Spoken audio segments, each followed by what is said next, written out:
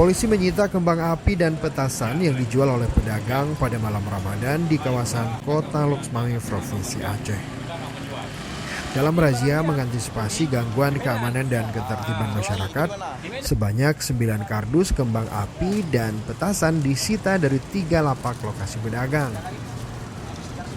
Pihak kepolisian menyebutkan penertiban kembang api dan petasan dilakukan menindaklanjuti surat telegram Kapolri nomor 186 terkait insiden kebakaran rumah di Magelang beberapa waktu lalu yang terjadi akibat ledakan petasan. Ada kejadian di Magelang hari Minggu yang lalu. Kebakaran yang disebabkan oleh letusan atau petasan. Letusan dari petasan tersebut yang mengakibatkan sejumlah rumah mengalami kerusakan berat. Nah, maka dari situ Bapak Kapolri mengambil tindakan untuk melakukan upaya penertiban terkhususnya selama bulan Ramadan ini. Jadi bertujuan juga